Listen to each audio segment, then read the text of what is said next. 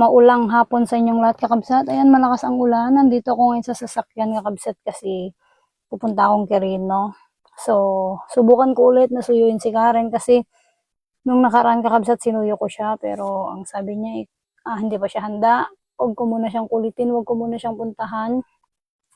Kailangan niya ng time para makapag-isip-isip pero kapag pinapatagal kasi natin ang isang bagay, lalo lang lumalala para sa akin. So, try ko ulit suyuin siya ngayon. Baka sakaling maghupa yung galit niya sa akin. So, wag niyo na po siyang i-bash kasi ako po yung may kasalanan at hindi po ito prank kakabsat. Siguro, hindi na kayo naniniwala kasi nung una nga nagpro-prank kami. Pero this time, kakabsat ay hindi na to prank.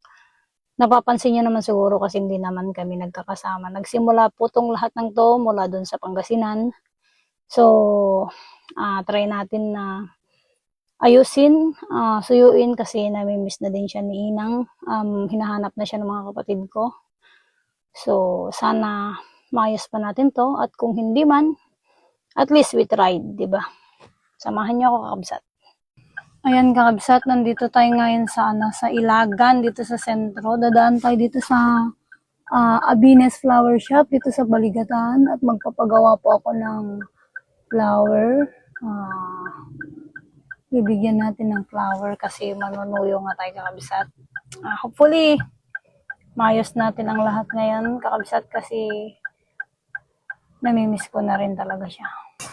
Ayan kakabsat, so may flower na tayo.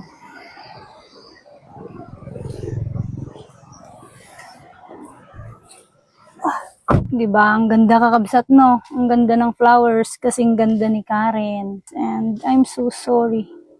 I am very, very sorry. Bago ako tuluyang pumunta sa kanila kakabsat, dadaan muna ako dito sa ayan, sa Mrs. G. Dadaan tayo ng cake. Ibibigay natin sa kanya. Samahan niyo ulit ako. Ma'am, nakakatanggal ba yan ng ng galit? Pwede, ma'am. Ayan, kakabsat. Ayun yung kakabsat na maayos natin ang lahat ngayon. So, tara na. Punta na tayo kay Karen at ibigay na natin itong mga gifts natin sa kanya. Ayan, kakabsat, kung nakikita nyo yung dedication natin, malungkot. Ayan, I'm sorry, I love you. Lalagay natin siya dito. So, ayan, ang pangit ng daan, pero ganyan talaga. Uin ka kahit ayaw mo na. Ayan, nandyan yung mga kapatid niya. Nakakahiya kasi nandyan silang lahat. Tuyo tayo ngayon.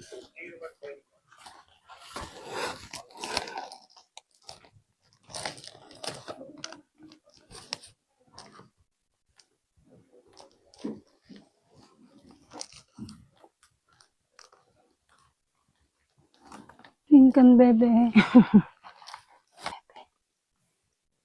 Pintas na kakabsat na yun. Bebe. Love. Sorry na. Naka, nagbara ka. Gurigor ka. Bebe, good morning.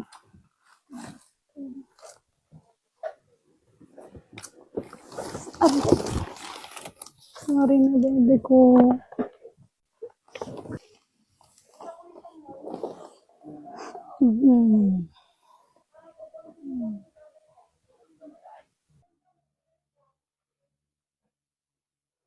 Sorry na kung nagalit ka. Love. Sorry ka na natin cake niya. Jokes.